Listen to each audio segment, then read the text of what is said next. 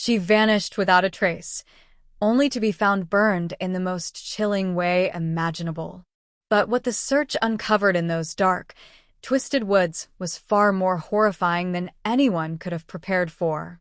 A story of fear, mystery, and something beyond human comprehension. Stay with us as we unravel the truth behind her terrifying fate. You won't believe what comes next. The night was colder than usual. A mist clung to the ground, wrapping the campus in eerie silence. Sarah hadn't been seen since Tuesday. Her friends thought she'd gone home for the weekend. Her roommate assumed she was with her boyfriend. But the texts stopped coming. Her phone went straight to voicemail. The police began their search near the wooded trail. It was where Sarah often jogged in the evenings. They found her backpack, half buried under leaves. A chill ran through the officer's spine. Nearby, a faint smell of smoke hung in the air. Not the comforting kind from a campfire. This was bitter, acrid. The team pushed deeper into the woods. The flashlight beams danced off twisted tree trunks. The silence was deafening. Then, a crackling sound broke through the stillness. The smell grew stronger, clawing at their throats. And there it was. A clearing, glowing faintly in the dark. The scene was grotesque. A figure, burned beyond recognition, lay in the center. The grass around it was singed, blackened like a scar. An officer whispered a curse under his breath. No one dared move closer at first. The air felt heavy, oppressive. The fire was long dead, but the heat still seemed to radiate. Like the ground itself rejected the horror. They called in the coroner, their voices shaky. The body was too far gone for immediate identification. But the small, melted bracelet nearby. It was Sarah's. The wind picked up, rustling the leaves. It sounded like whispers, faint and mocking. Every breath felt labored, like the forest itself wanted them gone. Then came the noise. A low, guttural growl from the shadows. It wasn't an animal. It sounded wrong. Eyes darted, flashlights trembling. Something was out there, watching, waiting. No one spoke as they backed away. The forest seemed alive, hungry for more. The growl grew louder, vibrating in their chests. It came from everywhere and nowhere at once. Leaves rustled, but there was no wind. Twigs snapped, the sound sharp and deliberate. The officers froze, their breaths shallow. The beam of one flashlight faltered, flickering weakly. "Who's there?" one called out, voice breaking. Only silence replied. Then, a shape moved in the shadows. It was tall, impossibly thin, its outline blurred like smoke. A pair of eyes glinted reflective, inhuman. The coroner dropped his bag, fumbling backward. The clatter echoed, sharp and jarring. "Don't move," someone whispered. But their feet betrayed them. They turned and ran, adrenaline surging. The clearing vanished behind them, swallowed by the dark. Branches clawed at their faces and arms. The forest seemed endless, stretching on forever. The growl followed, deepening into a guttural roar. It was too close, impossibly fast. The ground beneath their feet felt unstable, like running on shifting sand. A scream erupted behind them. One of the officers was gone, swallowed by the shadows. The others didn't stop. They couldn't. The air around them grew colder, each breath visible in the suffocating darkness. The forest suddenly broke open. They stumbled onto the main road, gasping. Headlights from a passing car blinded them. It skidded to a stop, the driver yelling in confusion. But the growl had stopped. The thing, whatever it was, didn't follow. The woods behind them were quiet again, too quiet. When they dared to look back, the trees stood still, indifferent. But those reflective eyes, they were still there, watching from the shadows. One officer dropped his knees, trembling. Another frantically radioed for backup. The driver, wide-eyed, kept asking, "What happened? What did you see?" No one could answer, because no one could explain.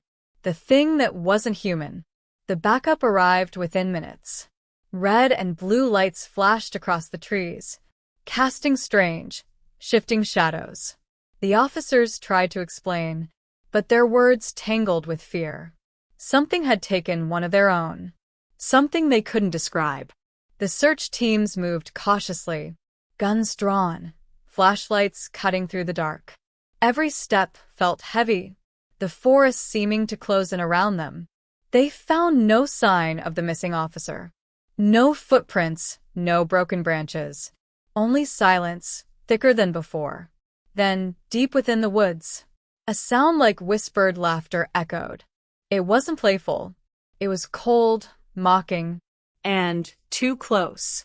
One of the search dogs began to howl, low and mournful, its handler struggling to calm it. The team pressed forward, driven by duty, but their breaths were shallow, and their hearts raced. They reached the clearing where it had begun. The burned ground remained, still smoldering faintly, as if time had stopped there. But something had changed. The body was gone. Only a faint outline of ash remained, like a shadow burned into the earth. The whispers grew louder, circling them, taunting them. The dogs refused to move, their tails tucked, their eyes wide with terror.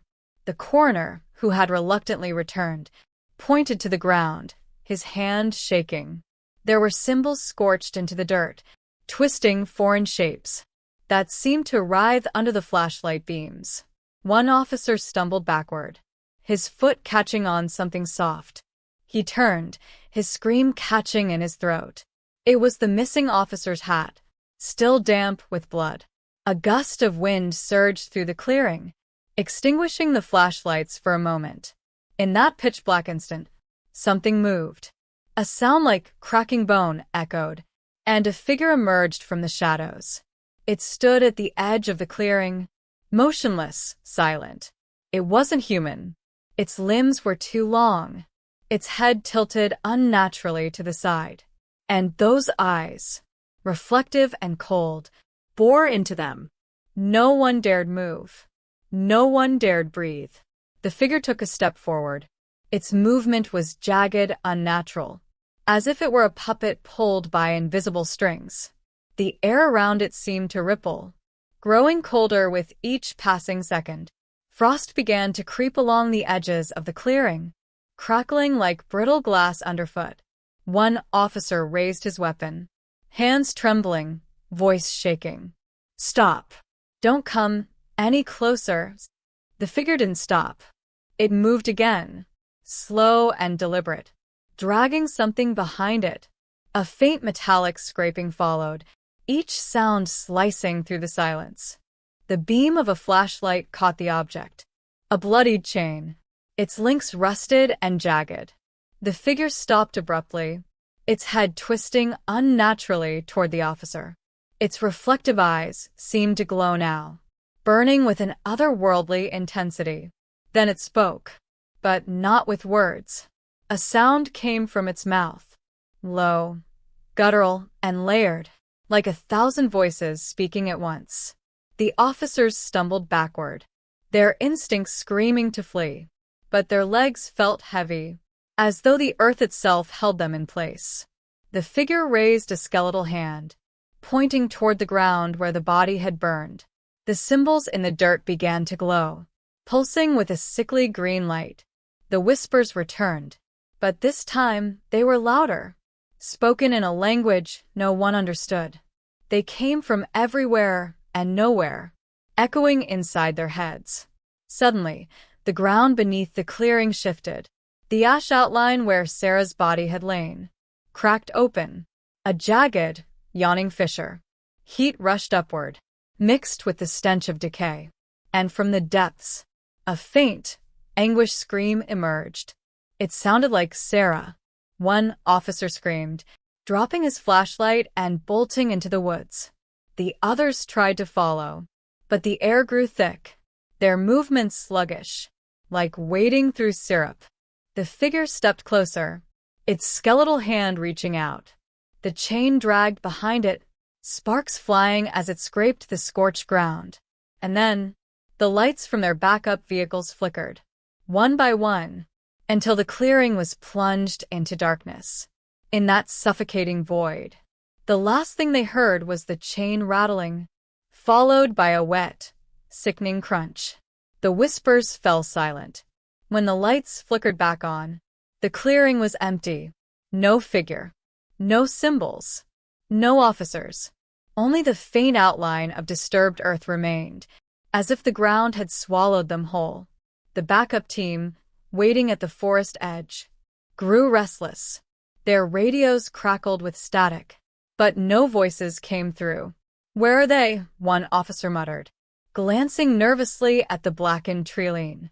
The search commander barked orders, sending a second team into the woods. The forest felt wrong as they entered. The trees seemed taller, their branches twisting like skeletal fingers. The air was heavy, charged with an unnatural stillness.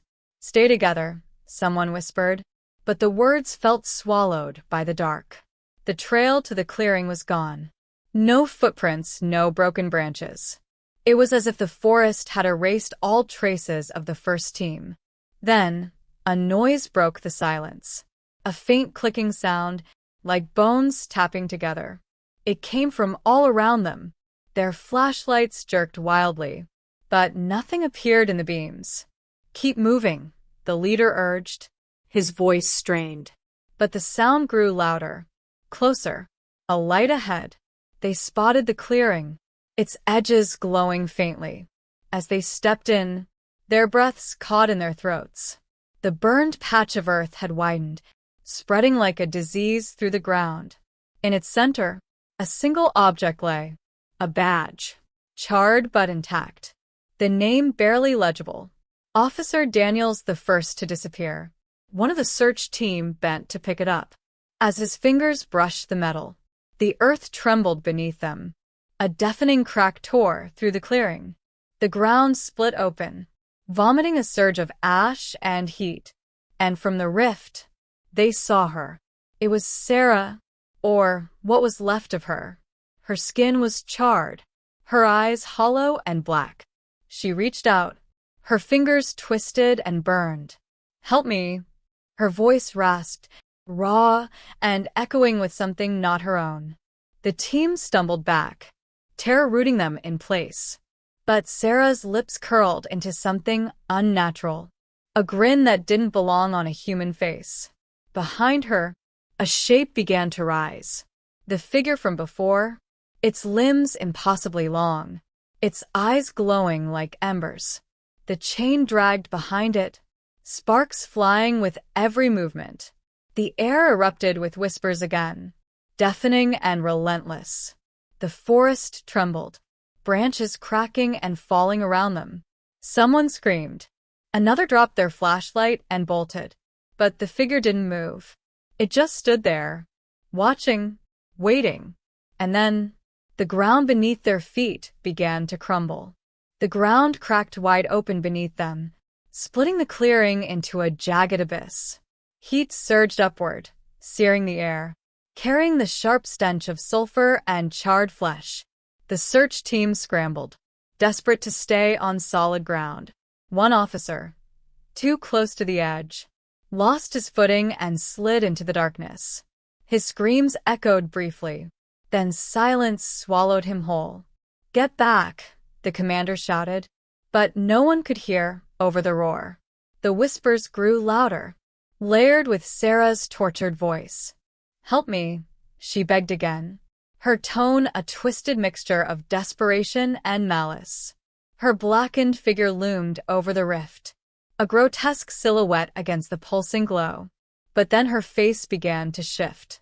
Her hollow eyes filled, becoming vivid and familiar. For a fleeting moment, she looked alive again. "Please," she cried, her voice clear and human. Her hand extended toward them, trembling. One officer stepped forward, tears streaming down his face. "It's her," he whispered. "We can still save her." "No," the commander barked, grabbing his arm. "She's not real. That's not Sarah." But it was too late. The officer reached out, their hands nearly touching. And then Sarah's face twisted. Her grin stretched impossibly wide, splitting her charred cheeks. Her eyes darkened once more, empty and soulless. The ground beneath him gave way. He was pulled into the rift, his screams blending with hers. The others backed away, helpless, as the figure in the shadows moved. It loomed over Sarah now, its skeletal hand resting on her shoulder. She turned toward it, her body trembling violently. The whisper stopped, and in the silence, Sarah screamed, a piercing, otherworldly cry that rattled the bones of everyone still standing. The glow from the fissure flared, blinding and searing. The earth quaked violently, forcing the remaining officers to retreat. As they stumbled out of the clearing, the forest behind them came alive. The trees groaned and shifted, their branches twisting into jagged claws. The last thing they saw as they fled, the figure sinking into the rift, dragging Sarah with it. Her outstretched hand disappeared into the abyss. The glow extinguished in an instant.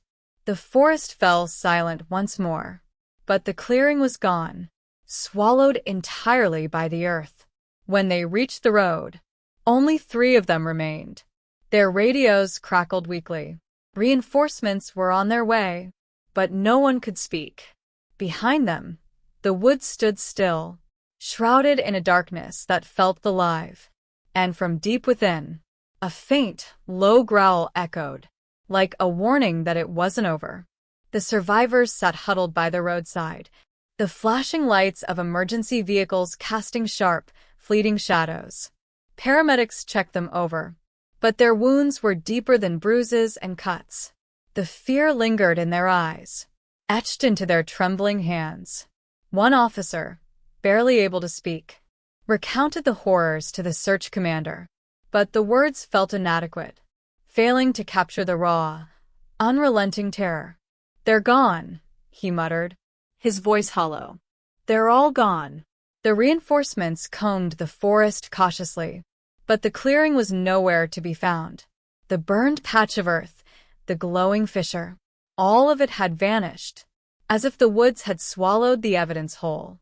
By dawn, the search was called off. Only the twisted, rusted chain was recovered, half buried near the forest's edge. It seemed ordinary, but when touched, it radiated a faint, unnatural cold. The town fell into quiet mourning for Sarah and the officers who had vanished. Her disappearance became another unsolved mystery, whispered about in hushed tones, but never openly discussed. The survivors, unable to reconcile what they'd seen, left the force within weeks. They moved far from the town, hoping to escape the nightmares that followed them. The woods became a place of avoidance. Locals warned newcomers, "Don't wander too close after dark." They spoke of strange noises, of whispers carried on the wind. A year later, on the anniversary of Sarah's disappearance, a young couple ventured too far into the forest. They didn't believe the stories. They laughed at the warnings, but they didn't return. Their abandoned car was found on the roadside, keys still in the ignition.